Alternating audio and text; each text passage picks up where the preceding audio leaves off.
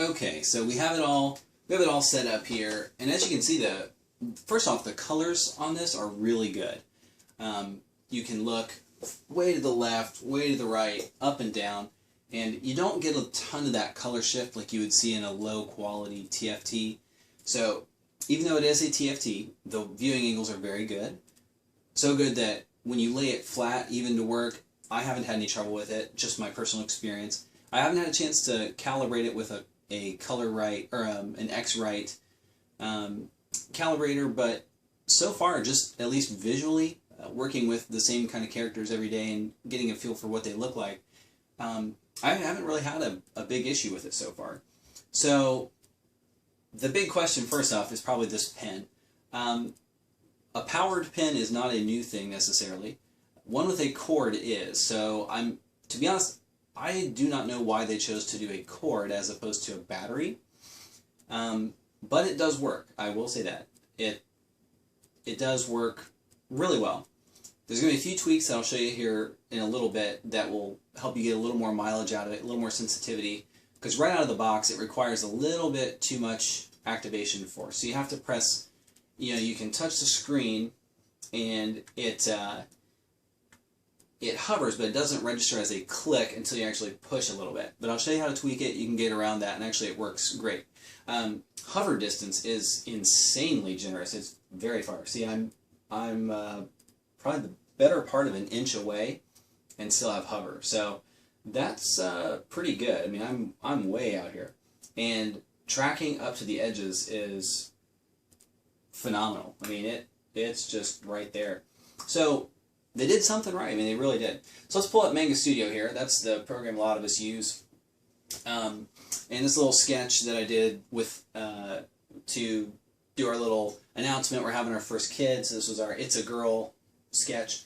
So I just want to show you some of the things that you can do with it. Obviously, like I said, the touch works really well. You can spin it, pop it up. You can obviously drag it over to the surface, back and forth. There's a little trick that some of you probably know. If you go to File, Edit, Story in your menu there's one called Window, and you go down and it says Canvas. Go to New Window, and you can actually keep one version of your drawing over on this screen, put a second one on this screen, and so this one you can zoom in and out, and that one will stay at whatever percentage you want to see, because sometimes you want to back away from it. So you can either leave your tools on this one or back and forth, whatever works best for you. So I'll pull it back over here, and we'll take a look at some of how the drawing feels. So get some of the inkers here. Now, if you don't have Ray Frendon's brushes for Manga Studio, I highly recommend. They are the best. But I'll just kind of use some of the standard ones right here, just the G pen, and just going to do the old airbrush trick of just wrap it around once, and there you go. So if you've ever used an airbrush, the cord isn't going to be that big of a deal for you. So zoom in here and start inking away. So the one thing you'll notice is that it gets really good. Let me zoom in here. It gets really good thicks and thins. See, I'm being a little less accurate than I would typically be because I want you to be able to see how it works, but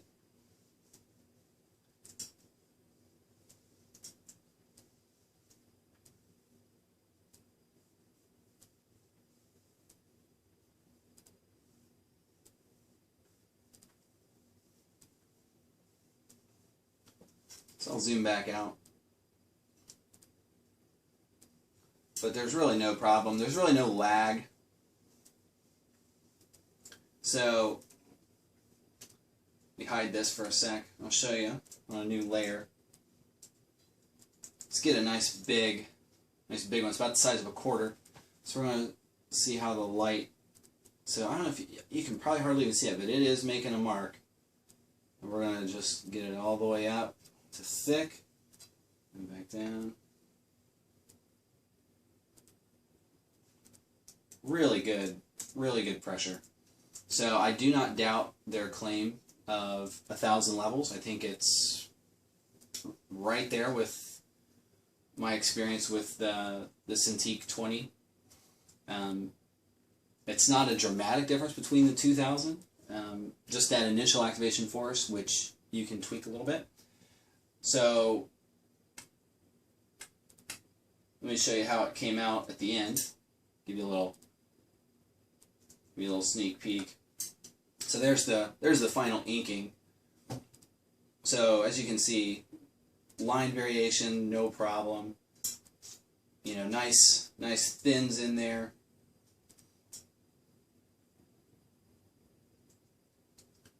We got some color.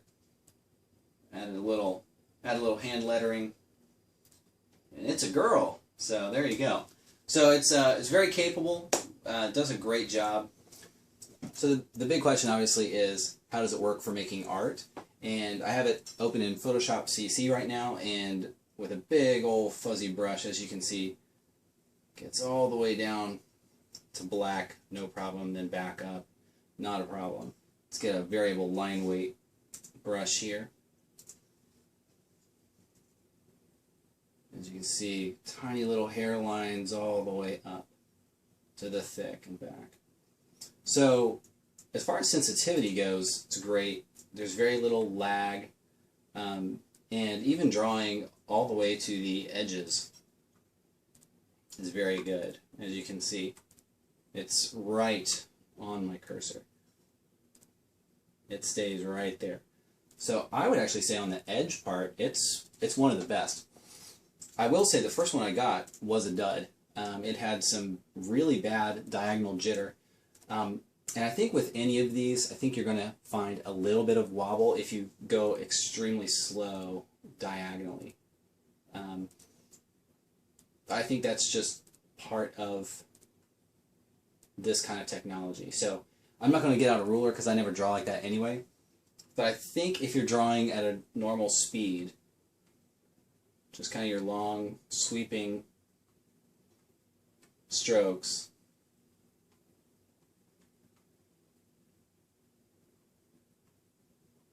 you're not going to notice, because that's about how fast I draw anyway. Let's flip over to Manga Studio real quick, and you're going to see the same thing. Now, let me turn the stabilization off.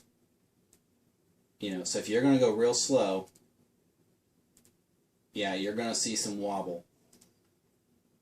It's gonna jitter and give you a few zigzags. I found that, honestly, I almost never draw that slow.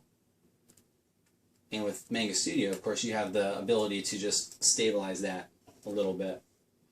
So I haven't needed to turn it up past 10, even down to 5.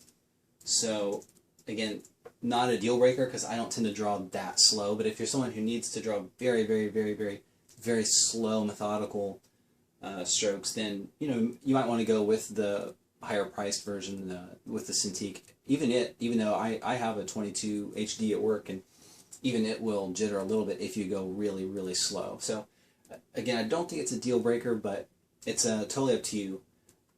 I think it's absolutely fine for day-to-day stuff, and I've had no trouble with it. Like I said, the first one I had, though, had really bad jitter. When they sent me a replacement one, it was fine. So if you get one and you notice that it's just unworkable, send it back. You might just have a dud. So there you go. Okay, so last thing, guys, thanks for hanging with me on this. Let's talk about the pen really quick and how you can get the most out of it. It is a different and very strange pen in some ways, but very awesome in some other ways. As you can see, the actual tip on the pen sticks out way further than a regular Wacom pen, about 3 or 4 times longer. I personally really like that because you can really see the tip where you're drawing. In Manga Studio in particular, I almost always turn off the brush size and change it to a single dot cursor because it's almost like the good old days of drawing with a pencil. Compare that to even the bamboo pen that a lot of us use with the Surface and other Wacom devices, and it's still just a lot. It's got a much longer tip, and it's kind of in a sweet spot between this barrel and then the really fat barrels on these. The one issue I always had with these is that they're very front heavy. They're very front heavy, so they kind of, you have to hold them like a writing instrument, whereas with this one I feel like I can hold it from the back, get more gestural with it. I've put it up on an easel. I've turned it portrait style, so it's great. But look at this, let's look at this tip real quick, because this is going to be the make or break for you. Like I said, the initial activation force on these is a little stiff. I noticed within the first day or so that it was causing some wrist pain, and you don't want to give yourself carpal tunnel if this is how you make your living. So you get 2 tips, and if you probably, I don't know if you can see it on the video, I'll post some pictures, but it's got a spring on either side. So what it does is it kind of floats in there. You've got a short spring. You got a short spring on this side. I'll use a pointer. You got a short spring here and a long spring here. So it kind of floats in there. This spring keeps the back from touching the center back here. That's where it senses the pressure. Now it doesn't bounce. It's not a springy tip. Like, it's firm. You don't feel like it's retracting into the body at all. But it's a delicate balance between where it's just holding it in place, but it's not quite touching the sensor. So that spring holds that tip almost like just off the sensor, and then when you press, it touches the sensor. So that's where you would get that little click when you would draw, at least with the stock pen. But I want to show you a little trick I found. It's completely ghetto, but it works perfectly. And that's simply to take the back spring, the short spring, off of your extra tip, and we're going to slide it on the front of the other tip. Now all that's going to do is that's just going to notch it up a little bit closer to that. It's going to seat that tip in there more firmly so that it doesn't have any wiggle, and it's going to get it so that with the lightest touch it activates. It's just going to give it a little more pressure on that front spring.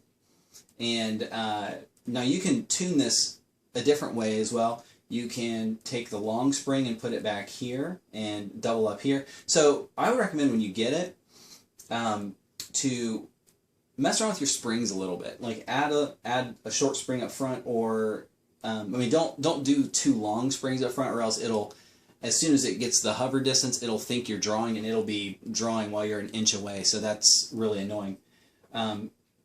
But you just slide that in, and don't lose your springs, because these are very delicate and they like to fly. So just add that extra little spring in the front,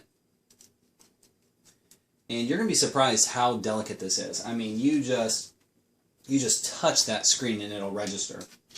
So you still have an extra tip, but that's going to be my tip for you guys. No pun intended. That's going to be my big suggestion for those of you that have a little bit of a lighter touch and have gotten used to the Wacom stuff, is just tune it up a little bit. Just actually add the spring around, and you'd be surprised how good it is. So I hope you guys check it out. It's different. It's not for everybody, but I think it is worth a look. It's user-friendly. It is plug and play, and I hope you enjoyed it. Well, hey everybody, thanks so much for watching. I hope that was helpful, and hope you learned a few things, and hope that helps you make your decision if this is something that's right for you or not. If you have any questions, feel free to give me a shout. My website is bucktoothstudios.com, and you can find me on Twitter at bucktoothstudio, singular, no S. And I will talk to you then. Until then, God bless, keep drawing, and have fun.